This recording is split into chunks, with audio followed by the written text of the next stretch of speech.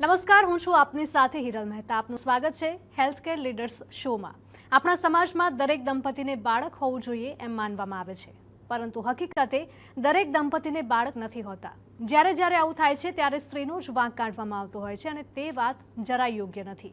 સંતાન ન હોવા તે કોઈ શરમ કે સંકોચની વાત નથી. તેના ઘણા અલગ અલગ કારણો હોઈ શકે છે. તેનો પણ યોગ્ય અને સચોટ ઉકેલ છે. તો આજે આપણે એક એવા જ વિષય ઉપર ચર્ચા કરવા જઈ રહ્યા છે કે જે સમગ્ર ભારતમાં લાખો યુગલોને અસર કરે છે. ઘણા યુગલો કે જેઓ સંતાન મેળવવા ઈચ્છે છે તેમના માટે ગર્ભધારણ હંમેશા સરળ નથી હોતું. સંતાન પ્રાપ્તિ કરવા ઈચ્છતા યુગલોમાં વંધ્યત્વ એ સૌથી સામાન્ય અવરોધ છે. વંધ્યત્વ અંગેનું તબીબી વિજ્ઞાન, તેના કારણો, સારવાર અને નિદાન સમજવામાં મદદ કરવા માટે TV9 સ્ટુડિયો પર ઉપસ્થિત છે ભારતના અગ્રણી પ્રજનન નેટવર્ક્સમાંના એક નોવા આઈવીએફ ફર્ટિલિટીના clinic director doctor Jayesh Amin. Doctor, અમારા સ્પેશિયલ શોમાં આપનું ખૂબ ખૂબ સ્વાગત છે. નમસ્કાર ડોક્ટર જયેશ, સૌપ્રથમ તો એ જાણીશું કે છેલ્લા કેટલાક વર્ષોમાં વંધ્યત્વના કેસોમાં તીવ્ર વધારો જોવા મળી રહ્યો છે અને આ થવા પાછળનું કારણ શું હોઈ શકે? વંધ્યત્વના કેસોમાં વધારો જે જોવા મળી રહ્યો છે એમાં એવું કહીશ કે એક સર્ટેન રેટથી જ્યારે પ્રજાતિ પૃથ્વી પર જન્મ લે છે ત્યારે કેટલાક જેનેટિક કારણસ તો એનામાં જોવા મળતા રહે છે. પરંતુ આ જેનેટિક્સ કારણો ઉપરાંત આપણે જે કારણો ઉદ્ભવ્યા છે અને જનરલી આપણી લાઈફસ્ટાઈલ રિલેટેડ છે. એટલે જનરલી મેં જોયું છે કે અત્યારે મોટી ઉંમરે મેરેજ એટલે કે 34 કે 35 વર્ષની ઉંમર પછી બાળક જો પ્લાન કરવામાં આવે તો ઉંમર એક મહત્ત્વનો ભાગ ભજવે છે. આ ઉંમરની સાથે સાથે આપણી લાઈફસ્ટાઈલમાં મેં જોયું છે કે જે ખાવાની આપણી જે પ્રણાલી છે અને જે ફૂડ હેબિટ્સ છે એ ફૂડ હેબિટ્સથી ઓબેસિટીનું અને મેદસ્વીતાનું પ્રમાણ ખૂબ જ વધી રહ્યું છે. આ અત્યારે દુનિયાની અંદર કેરિયર પાછળની હોડમાં લોકો એટલો બધો સ્ટ્રેસ લે છે અને આ સ્ટ્રેસના લીધે આપણા હોર્મોન ઇમ્બેલેન્સમાં આવે છે. એની સાથે સાથે જે સ્ટ્રેસના લીધે હું એવું કહેવા માગું છું કે જે સ્ટ્રેસ બસ્ટર માટે વપરાતા કહેવાતા દૂષણો અથવા આપણે એમ કહીએ ને કે સ્ટ્રેસ દૂર કરવા માટે આપણે ટોબેકો ચોવિંગ કરીએ કે એક્સેસિવ કોફી પીએ કે એક્સેસિવ આલ્કોહોલ પીએ કે આ બધા જે સ્ટ્રેસ બસ્ટરો છે એના લીધે પણ આપણી બોડીને ક્યાંક ને ક્યાંક નુકસાન થાય છે. આની સાથે સાથે ઇન્ડિયા એક એવી કન્ટ્રી છે કે જેમાં હાઇજીન વિશે લોકોને જાણકારી હોતી નથી. સેક્સ્યુઅલ હાઇજીન અને સેક્સ્યુઅલ હાઇજીન ખરાબ હોવાથી ઇન્ફેક્શન પણ એક મહત્ત્વનો ભાગ ભજવે છે. તો આ બધા જ કારણો, મને એવું લાગે છે કે આ બધા કારણો ઉપરાંત સૌથી વધારે કારણ અત્યારે એજ અને લાઈફસ્ટાઈલ અને આ જે સ્ટ્રેસ માટે, સ્ટ્રેસ બસ્ટર માટે વપરાતા જેટલી બી ખરાબ આદતો છે આ બધી જ, અને ફૂડ, આ બધી જ વસ્તુઓ તમને વંધ્યત્વ અત્યારે વધારી રહી છે. બિલકુલ. એટલે કે આ મુદ્દો ફક્ત મહિલાઓનો જ નથી પરંતુ પુરુષો અને સ્ત્રીઓ બંને માટે કયા પ્રકારની સારવાર ઉપલબ્ધ છે અત્યારે? મેટ્રો સિટીમાં જીવતા લોકો અને ભણેલા લોકો હવે એટલું જાણી ગયા છે કે વંધ્યત્વ માટે ફક્ત એકલી સ્ત્રી જ જવાબદાર નથી, પણ પુરુષ પણ એટલો જ જવાબદાર છે. આંકડાકીય માહિતી જોઈએ તો આપણે એવું કહી શકીએ કે 30થી 50% સ્ત્રીઓમાં જોવા મળે છે અને એટલા જ પ્રમાણમાં હું એવું માનું છું પુરુષોમાં વંધ્યત્વના કારણો જોવા મળે છે. તો હવે એકલી સ્ત્રી જ વંધ્યત્વ માટે જવાબદાર છે એવું ના કહી શકાય, પણ પુરુષ પણ એટલો જ હકે જવાબદાર છે અને બંનેના ટેસ્ટ એક સાથે કરાવવા જોઈએ. બિલકુલ. ડૉક્ટર, ખાસ કરીને આઈવીએફ વિશે વાત કરીએ તો આઈવીએફ ખરેખર શું છે? હવે આઈવીએફ એટલે in vitro fertilisation. In vitro આ એક ગ્રીક વર્ડ છે. ઇન વિટ્રો એટલે શરીરની બહારની તરફ, ફર્ટિલાઇઝેશન એટલે ફલનીકરણ. એટલે સ્ત્રી બીજ અને પુરુષ બીજનું મિલન જે શરીરની અંદર થાય છે એ કોઈ ભોગે જ્યારે એ થયા વગર જ્યારે ગર્ભ બનતો નથી અને ગર્ભ ચોંટતો નથી, આ બંને પ્રોસેસની અંદર ક્યાંક ને ક્યાંક વિલંબ થાય છે અને એના માટે આપણે પ્રિસાઇઝ રીતે એ પ્રોસિજર પર કંટ્રોલ મેળવી અને આર્ટિફિશિયલ લેબોરેટરીમાં પોતાના જ સ્ત્રી બીજ અને પોતાના જ પુરુષ બીજનું મિલન કરાવીને ગર્ભનો ઉછેર કરવામાં આવે છે અને એમાંથી સારો ગર્ભ સિલેક્ટ કરીને ફરીવાર ગર્ભાશયની કોથળીમાં યોગ્ય ટાઈમે પ્રત્યારોપિત કરવામાં આવે છે. તો આ આખી પ્રક્રિયાને આપણે ઇન વિટ્રો ફર્ટિલાઇઝેશન કહીએ છીએ. તો ડૉક્ટર, આપણે સેલ્ફ સાયકલ આઈવીએફ અને ડોનર આઈવીએફ વિશે ઘણું બધું સાંભળ્યું છે, તો આ બંને વચ્ચેનો તફાવત શું છે? તો દરેક યુગલ જ્યારે ટેસ્ટ ટ્યુબ બેબી સેન્ટરમાં અથવા તો આઈવીએફ સેન્ટરમાં જતું હોય છે ત્યારે પોતાનું બાળક લેવા જ જાય છે. તો આજે પોતાનું બાળક લેવું એને આપણે સેલ્ફ સાયકલ આઈવીએફ કહીએ છીએ. અને જ્યારે કોઈ પણ બીજા કારણોસર કોઈ પણ પોતાની બોડીના કારણોસર સ્ત્રી અને પુરુષની અંદરના અંડાણુ અને શુક્રાણુ જો બદલવામાં આવે તો એ શબ્દ થર્ડ પાર્ટી તરફ જઈ રહ્યો છે, એટલે એને આપણે થર્ડ પાર્ટી ડોનેશન આઈવીએફ કહીએ છીએ. તો ડૉક્ટર, સફળ સેલ્ફ સાયકલ આઈવીએફ ગર્ભાવસ્થા માટે શું જરૂરી છે? ખાસ મારે તમને એ કહેવું છે કે સેલ્ફ આઈવીએફ સાયકલ જનરલી કેવું છે કે દરેકને પોતાનું જ બાળક જોઈએ છે, પરંતુ પોતાનું બાળક લેવા માટે ક્યાંક કોઈક ટેસ્ટ ટ્યુબ બેબી સેન્ટરમાં ગયા પછી જ્યારે એમને કોઈ થર્ડ પાર્ટી ડોનેશનની એડવાઇસ આપવામાં આવે તો નીચેની વસ્તુઓ ખાસ ધ્યાન રાખવામાં જોઈએ. ઘણીવાર દર્દીઓ ગૂગલ પર ડેટા લઈને એવું માની રહ્યા છે કે એએમએચ જે વર્ડ છે એટલે કે અંડાશયની કોથળીમાં સ્ત્રીબીજની સંખ્યા, જો એએમએચ ઓછો હોય તો એવી ગેરમાન્યતા છે કે ઓછા એએમએચે ડોનર એગ લેવું પડે છે. જે હું ખાસ કહેવા માંગીશ કે એવા કોઈ ભ્રમમાં ના રહો. ગમે તેટલા લો એએમએચે તમને પોતાના અંડાણુ પર પ્રેગ્નન્સી રહી શકે છે. તેના માટે ક્લિનિકલ જજમેન્ટ લેવું ખૂબ જ જરૂરી છે. જો કોઈ એક ક્લિનિકલ જજમેન્ટ તમને ડોનર એગની સલાહ આપે અને તમને એના માટે જો તમારે પોતે ડોનર એગ પર ન જવું હોય તો તમારે બીજા ડાક્ટરનો ઓપિનિયન લેવો ખૂબ જ જરૂરી છે. જે ડાક્ટરના ઓપિનિયન પરથી તમને ખબર પડે છે કે કોઈ પણ લો એએમએચમાં પણ પોતાના અંડાણુ પર તમે જઈ શકો છો. આ સિવાય એકવાર આઈવીએફ સાયકલમાં ફેલ ગયા પછી લોકોને એવું લાગે છે કે મારા બોડીમાંથી નીકળતા અંડાણુ જો એક ચક્રની અંદર, એક આઈવીએફ ચક્રની અંદર જો સારા ગર્ભ ન બનાવી શક્યા અને એ બાળકમાં રૂપાંતરિત ન થયા એટલે મારા અંડાણુમાં ખરાબી છે, જે તદ્દન ખોટી વાત છે. એટલે કે એક આઈવીએફ ચક્રમાં ફેલ જવાથી દર્દીએ હતાશ થઈને બીજી વાર કોઈ બાર થર્ડ પાર્ટી ડોનેશનનો ઉપયોગ કરવાની જરૂર નથી અથવા ડોનર એગની જરૂર નથી.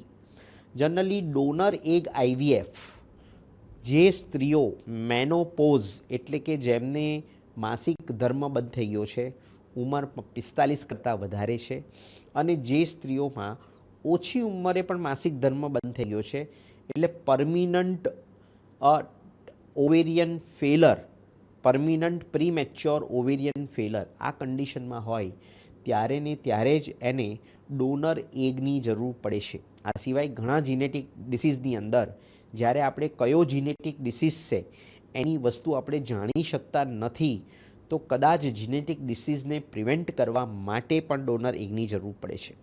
પણ મેજોરિટી કન્ડિશનની અંદર અમારું એવું માનવું છે, જનરલી અમારા નોવા વિંગ્સ આઈવીએફ સેન્ટરની અંદર આવતા યુગલોમાંથી 80% યુગલોને અમે કોઈપણ ભોગે અને કોઈપણ રિપોર્ટ, કોઈપણ લો એએમએચ અને કોઈપણ એડવાન્સ મેટર્નલ એજ ઉપર પોતાના જ અંડાણુ અને શુક્રાણુ પર પ્રેગ્નન્સી આપવા માટે કટિબદ્ધ છીએ.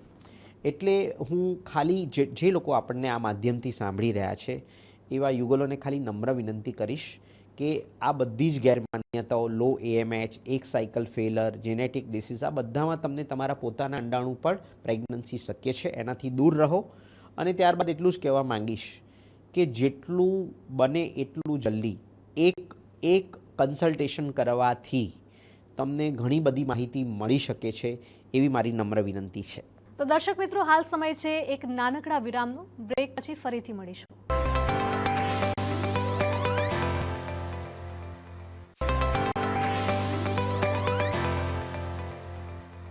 દર્શક મિત્રો, બ્રેક બાદ આપનું સ્વાગત છે. ચર્ચામાં આગળ વધીએ. ડૉક્ટર, આઈવીએફમાં ટેકનોલોજીનું શું મહત્વ છે? શું એનાથી આપણે આઈવીએફનો સક્સેસ રેટ છે તે વધારી શકીએ? આજના આ ટેકનો યુગની અંદર હું એવું માનું છું કે ટેકનોલોજીનું આઈવીએફમાં ખૂબ જ મહત્ત્વ છે. ખાસ કરીને આપણે કહી શકીએ કે જ્યારે બી આઈવીએફની ટેકનોલોજી કહીશ તો અંડાણુને બહાર કાઢ્યા પછી જ્યારે અંડાણુને સ્પમની સાથે મેન્યુપ્યુલેટ કરવામાં આવે છે તે સમયે સ્ત્રીના શરીર જેવું જ વાતાવરણ, જેને હું ક્લોઝ સિસ્ટમ કહીશ, તો નોવા વિંગ્સ આઈવીએફની અંદર ક્લોઝ સિસ્ટમનો ઉપયોગ કરવામાં આવે છે, જેનાથી જે ટેમ્પરેચર છે એને શરીરના જેટલું જ ટેમ્પરેચર રહેશે, જેથી ગર્ભ બનવાની શક્યતાઓ વધે છે. આ સિવાય જે પુરુષ વંધત્વથી પીડાય છે એવા ખૂબ જ ઓછા શુક્રાણુનો કાઉન્ટ ધરાવતા પુરુષો, 1 મિલિયન, 0.1 મિલિયન, 0.5 મિલિયન, આવા શુક્રાણુઓમાં બેસ્ટ શુક્રાણુઓ સિલેક્ટ કરવા માટે અમે 6000 ગણું રિઝોલ્યુશન મોટું કરીને સ્પર્મ સિલેક્શન કરવાની ટેકનિક ઇમ્સી, આ એક ટેકનોલોજી ખૂબ જ મહત્ત્વની છે. અને આની સાથે સાથે આટલું કર્યા પછી પણ દુનિયાના સૌથી મોંઘામાં મોંઘું ગર્ભ ઉછેરવાનું સાધન, કે જેમાં ગર્ભ અંદર ઉછેરતી વખતે અંદર કેમેરા સિસ્ટમ હોવાથી તમે ગર્ભનો ઉછેર એક વિડીયોગ્રાફીમાં સ્ક્રીન પર જોઈ શકો છો, એની ડિટેલ જાણી શકો છો, અને એના ડિટેલમાં ગ્રેડિંગ સિસ્ટમથી તમે કયો ગર્ભ સારો છે એ પણ સિલેક્ટ કરી શકો છો. વિટનેસ સિસ્ટમથી તમે અંડાણુ અને શુક્રાણુઓનું મિશ્રણ થતું અટકાવી શકો છો. હ્યુમન એરર્સ ઓલમોસ્ટ 0 કરી શકો છો. આ સિવાય હું તમને એવું પણ કહેવા માંગીશ કે ગર્ભની અંદરથી પરીક્ષણ એટલે કે હેલ્થનું પરીક્ષણ, ગર્ભ બહારથી સારો લાગે છે પણ એ ખરેખર હેલ્ધી છે કે નહીં એના માટે જીનેટિક ટેસ્ટ કરીને, ગર્ભની બાયોપ્સી લઈને તમે સૌથી સારામાં સારો હેલ્ધી ગર્ભ, સ્પેશિયલી જે પેશન્ટોને વારે ઘડીએ આઈવીએફ ફેલ જતું હોય અથવા તો વારે ઘડીએ મિસકેરેજ થઈ જતું હોય અને એડવાન્સ 40ની આજુબાજુની ઉંમરની સ્ત્રીઓને આ ટેકનોલોજીથી આપણે હેલ્ધી ગર્ભ આપી શકીએ છીએ. તો હું લાસ્ટમાં એટલું જ કહીશ કે ટેકનોલોજીથી આઈવીએફને ખૂબ જ વધારે સક્સેસ રેટથી જીતી શકાય છે. ડૉક્ટર, આપણે ટેકનોલોજીની પણ વાત કરી રહ્યા છીએ, તો ખાસ કરીને એ પણ સવાલ થાય છે કે ગેમેટ મિશ્રણ, આ અંગે ઘણી વખત આપણે સાંભળતા પણ હોઈએ છીએ, એટલે કે ખોટા ઈંડા અથવા તો ખોટા શુક્રાણુનો ઉપયોગ થવા બાબતે. તો આને લઈને શું યોગ્ય સારવાર છે, શું ટેકનોલોજી છે અત્યારે? હવે મારું એટલું જ કહેવું છે કે આઈવીએફ એટલે પોતાનું જ. આઈવીએફ જે સગવડ છે એકચ્યુઅલી એ પોતાના અંડાણુ અને શુક્રાણુ પર પ્રેગ્નન્સી આપવા માટે છે.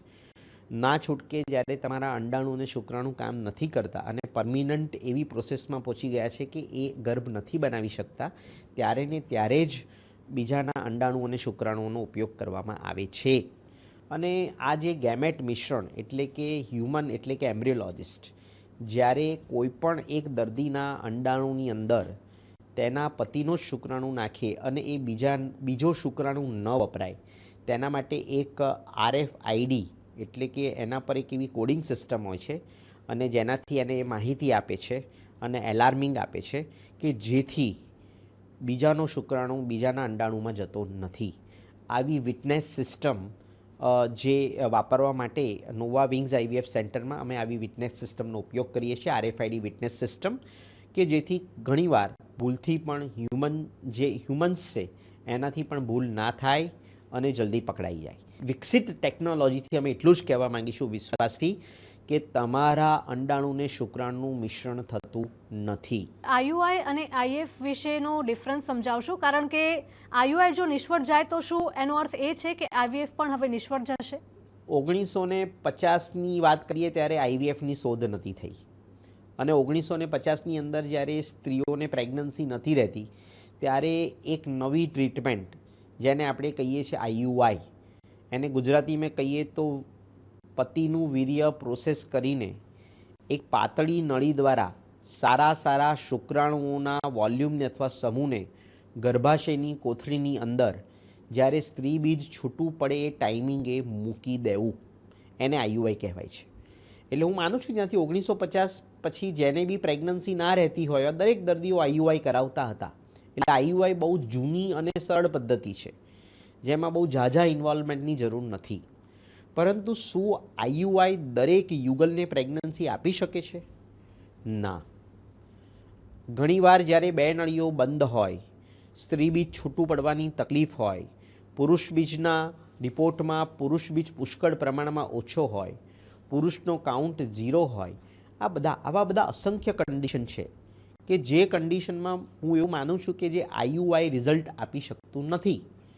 અને તેના માટે આપણે કુદરત ઉપર હવે છોડી નથી શકતા, તો આપણે કૃત્રિમ રીતે કંટ્રોલ મેળવવા માટે આપણે લેબોરેટરીની અંદર સ્ત્રી બીજ અને પુરુષ બીજ એકઠા કરીને કંટ્રોલ પદ્ધતિથી ટેકનોલોજીનો ઉપયોગ કરીને એક સ્ત્રી બીજની અંદર એક પુરુષ બીજ નાખીને ગર્ભ બનાવીને ગર્ભનો ઉછેર કરીને એ ગર્ભને ગર્ભાશયની કોથળીમાં પાતળી નળી દ્વારા 1 અથવા 2 ગર્ભ જ્યારે મૂકી દેવામાં આવે આ પદ્ધતિને IVF કહીએ છીએ. એટલે જે દર્દીઓ IUIમાં અસફળ થયા છે અથવા જે દર્દીઓને પહેલેથી IUIમાં અસફળતા જ મળી શકે છે, આવા ઘણા બધા ઇન્ડિકેશનની અંદર ડાયરેક્ટ IVF અને જેમાં IUI 3 કે 4 IUI પછી ફેલ જાય ત્યારબાદ IUI એક લાસ્ટ ટ્રીટમેન્ટ છે કે જેની અંદર તમે વધારે સક્સેસ રેટથી પેશન્ટને વિશ્વાસથી પ્રેગ્નન્સી આપી શકો છો.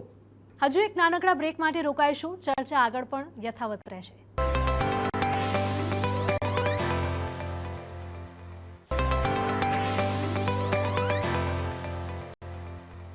દર્શક મિત્રો, બ્રેક બાદ આપનું સ્વાગત છે. ચર્ચામાં આગળ આપણે વાત કરીએ કે IVF શું છે અને તેના કયા પ્રકારની સારવાર અત્યારે ઉપલબ્ધ છે. ડૉક્ટર, સવાલ એ પણ થાય કે IVF કોને અને ક્યારે કરાવવું જોઈએ? આ બહુ જ સરસ પ્રશ્ન છે, કારણ કે લોકોના મગજમાં એવું છે કે ઓછી ઉંમર હોય તો IVF ના કરાય. IVF તો જ્યારે આપણે 40 તરફ એટલે કે 35 વધારે ઉંમર થઈ જાય પછી જ IVF કરાય. ખૂબ બધી વાર રાહ જોઈને બધી ટ્રીટમેન્ટનો ઉપયોગ કરીને જ્યારે બધી વાર ફેલ જઈએ પછી IVF કરાવાય. આ વર્ષો જૂની વાત છે જે તદ્દન ખોટી છે. સ્પેસિફિક ઇન્ડિકેશન, ઇન્ડિકેશન જેમાં IVF જ કરાવવું પડે, કારણ કે સ્ત્રી બીજ અને પુરુષ બીજનું મિલન ન થતું હોય એવી કન્ડિશન, એટલે કે જ્યાં નળી ઇન્વોલ્વમેન્ટ છે, નળીઓ બંધ છે, નળીનો ચેપ છે, આ કન્ડિશનમાં IVF કરાવવું જ પડશે. પછી ઉંમર ઓછી હોય તો પણ કરાવવું પડે છે. એક વસ્તુ. બીજી વસ્તુ કે જ્યારે પણ અંડાશયની કોથળીમાં કોઈ પણ દવા અને ઇન્જેક્શનથી સ્ત્રી બીજ કંટ્રોલથી છૂટું પડતું જ નથી, અસર જ નથી આવતી, આ કન્ડિશનમાં જ્યારે વધારે ડોઝ ઇન્જેક્શનના આપવાની વાત આવે ત્યારે IVF કરાવવું જ પડે. પુરુષના વીર્યનો રિપોર્ટ જો 5 મિલિયન કરતાં ઓછો હોય તો આ બધા જ કન્ડિશનમાં IUIમાં ટાઈમ વેસ્ટ કર્યા સિવાય ડાયરેક્ટ IVF કરવું વધારે હિતાવ છે. આ સિવાય રિલેટિવ ઇન્ડિકેશન, આ બધા ઇન્ડિકેશન કે આમાં તો ડાયરેક્ટ IVF પર જવામાં આવે છે. આ સિવાય રિલેટિવ ઇન્ડિકેશન એટલે કે જ્યારે લગ્નની ઉંમર થયા પછી પ્રેગ્નન્સી રાખવા માટેનો ટ્રાયલ, એક્ટિવ ટ્રાયલ એ 5 વર્ષ કરતાં વધારે હોય, અથવા જ્યારે એની સાથે સાથે તમારી ઉંમર પણ વધી જાય, એટલે બંને વસ્તુ જોવી ખૂબ જ જરૂરી છે કે તમારી ઉંમર 30 વર્ષની હોય પણ લગ્નને 5 વર્ષ થયા હોય, અને ઘણીવાર તમારી ઉંમર 35 વર્ષની થઈ છે પણ લગ્નના 2 જ વર્ષ થયા છે, પણ ઉંમર વધારે છે. પહેલાંમાં ઉંમર ઓછી છે પણ લગ્ન થયા પછી પ્રેગ્નન્સી રાખવાના ટ્રાયલ વધારે થયા છે. આ બંને વસ્તુ પર ખૂબ જ ભાર મૂકવો જોઈએ. આ સિવાય જ્યારે તમે IUI જેવી ટ્રીટમેન્ટ ઉપયોગ કરો છો ત્યારે આજના રિસન્ટ જે દુનિયાના ગાઈડલાઇન્સ પ્રમાણે 3 થી 4 IUI કર્યા પછી તમારે જો સફળતા ન મળે તો IVF તરફ જવું વધારે યોગ્ય છે. આ સિવાય હું કહું છું કે જે સ્ત્રીઓને માસિક ધર્મમાં બેસતી જ નથી, એટલે અંડાશયની કોથળી ઓછી ઉંમરે પણ અંદર છે જ નહીં, અથવા તો કામ કરતી જ નથી, અથવા તો ક્યાંક તમારી ઉંમર વીતી ગયા પછી તમે બાળક પ્લાન કરવા, એટલે કે તમે મેનોપોઝમાં પ્રવેશ્યા પછી તમે પ્લાન કરવા જઈ રહ્યા છો, એટલે તમારી અંડાશયની કોથળીએ કામ કરવાનું બંધ કરી દીધું છે. આવા દર્દીઓએ પણ ક્યાંક ને ક્યાંક IVFનો ઉપયોગ કરવો જ પડે છે, એમણે પણ IVF કરાવવું પડે છે. બહુ સરસ વાત એ કહીશ કે જે ઘણીવાર દર્દીઓ અત્યારે હાલ 4થી વધારે પ્રેગ્નન્સી લોસથી પીડાતા હોય, અથવા તો તમારા ઘરમાં વારે ઘડીએ બાળક ખોડ ખાપણવાળું આવતા હોય, એટલે કે તમને બાળક હેલ્ધી આવતું નથી, તો હેલ્ધી બાળક લેવા માટે પણ તમે IVF સ્પેશિયાલિસ્ટને ત્યાં એમની ટીમને કન્સલ્ટ કરીને તમે હેલ્ધી બાળક લેવા માટેની નવી ટેકનોલોજી ઉપયોગ કરીને તમને તમારા ત્યાં નવું હેલ્ધી બાળક IVFથી લઈ શકો છો. ડૉક્ટર, ઘણી વખત એવું પણ થતું હોય છે કે IVF ફેલ જતું હોય છે, તો એવા દંપતીઓએ શું ધ્યાન રાખવું જોઈએ અને શું સારવાર કરવી જોઈએ? એટલે IVFમાં એકવારમાં ફેલ જવું એક રમતનો ભાગ છે, એટલે દર્દીને આઈડિયલી તમારે ખાસ કાઉન્સેલ કરવું જોઈએ કે એક જ વાર એમ્બ્રિયો મૂકવામાં, ઇવન એ હેલ્ધી એમ્બ્રિયો મૂકવામાં આવે તો પણ 55-65% વધારે એ સ્ત્રીના ગર્ભાશયની કોથળીમાં ચોંટતો નથી. આ બાયોલોજિકલ સિદ્ધાંત છે, બાયોલોજિકલ નિયમ છે. આના ઉપર આપણે એક ટ્રાન્સફરનો સક્સેસ રેટ લઈ શકતા નથી. એટલે ખાસ દર્દીઓએ ખાસ સમજવું જોઈએ કે જો હેલ્ધી બાળક એકવાર ટ્રાન્સફર કરવામાં આવે તો ફરી વાર એ ફેલ ગયા પછી એણે વધેલા એમ્બ્રિયો 2 કે 3 વાર ટ્રાન્સફર કરવામાં આવે અને જો તમારી ઉંમર 35 વર્ષથી ઓછી હોય તો આવી સ્ત્રીઓમાં 3 થી 4 એમ્બ્રિયો જો 2 કે 3 વાર ટ્રાન્સફર કરવામાં આવે તો 80થી 90% ઊંચું પરિણામ લઈ શકાય છે. એટલે એકની એક વસ્તુ ફરીવાર કરવી એ ખૂબ જ ઇમ્પોર્ટન્ટ છે. આ વસ્તુ પર હું ભાર મૂકીશ. આ સિવાય આઈવીએફમાં જે લોકો ઓલરેડી 3 થી 4 વાર એમ્બ્રિયો ટ્રાન્સફર કરાવીને પછી ફેલ જાય છે, આવા દર્દીઓએ જીનેટિક તપાસ કરાવીને એમ્બ્રિયો મૂકવવા. કારણ કે આપણે હેલ્ધી એમ્બ્રિયોની ડેફિનેશન ખાસ નક્કી કરવી પડશે. જે એમ્બ્રિયો બહારથી સારા દેખાતા હોય પણ જો જીનેટિક તપાસમાં સારા ના હોય, એટલે ખાસ કરીને પ્રી જીનેટિક ટેસ્ટિંગ નામનો રિપોર્ટ, પીજીટી નામનો રિપોર્ટ કરાવવામાં આવે, જેનાથી આપણે હેલ્ધી એમ્બ્રિયો વિશે જાણકારી મળી શકીએ. અને આવા ફેલ જતા દર્દીઓએ હંમેશા ધ્યાન રાખવું જોઈએ કે એ લોકોએ વધારે મલ્ટિપલ એમ્બ્રિયો મુકાવ્યા કરતાં સિંગલ એમ્બ્રિયો મુકાવવો જોઈએ કે જેથી એમને વધારે સક્સેસ મળે છે. આ સિવાય સારી સોનોગ્રાફી કરીને ગર્ભાશયની કોથળી એટલે કે ગર્ભાશયની કોથળીમાં સોજો, ગર્ભાશયની કોથળીમાં બાજુમાં રહેલી ટ્યુબની અંદર પાણી ભરાઈ ગયું છે કે ગર્ભાશયની કોથળીની દિવાલ પાતળી છે, એનું ખાસ રીએસેસમેન્ટ કરાવવું જોઈએ. અને આ ઉપરાંત તમારા બોડીની અંદર જો વિટામિન ડી અને થાઇરોઇડનું પ્રમાણ ઓછું વધતું હોય તો એની અંદર પણ તમારા ગર્ભ અથવા તો ટ્રાન્સપ્લાન્ટેશન ઓછું થાય છે. તો વજન ઘટાડવું, થાઇરોઇડ અને વિટામિન ડીને મેનેજ કરવું, ગર્ભાશયની કોથળીના સોજાને ઓછો કરવો, નળીની અંદર જો પાણી ભરાયેલું હોય કે હાઇડ્રોસાલ્પિન્સ હોય, આવી નળીઓને દૂર કરીને એમ્બ્રિયો મૂકવા, પાતળી ચામડી અથવા તો ગર્ભાશયની અંદરનો કચરો હોય તો એને સાફ કરીને એમ્બ્રિયો મૂકવા, અંદરનું કોઈ ઇન્ફેક્શન હોય તો એને ટેસ્ટ કરીને એમ્બ્રિયો મૂકવા.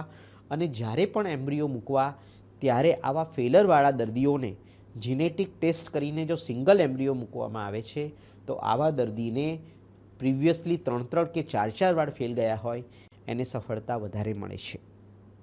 ડૉક્ટર, જેટલા પણ નિસંતાન દંપતી છે એમને તમે શું મેસેજ આપવા માંગશો? બધા જ નિસંતાન દંપતીઓને હું ખાલી એટલું જ કહેવા માંગીશ કે જ્યારે પણ તમને જીવનમાં તમે આઈવીએફ કરાવવા જાઓ ત્યારે તમે એક વસ્તુ ખાસ ધ્યાન રાખો કે મોટિવેશન બહુ જ ઇમ્પોર્ટન્ટ છે. હતાશ નથી થવાનું.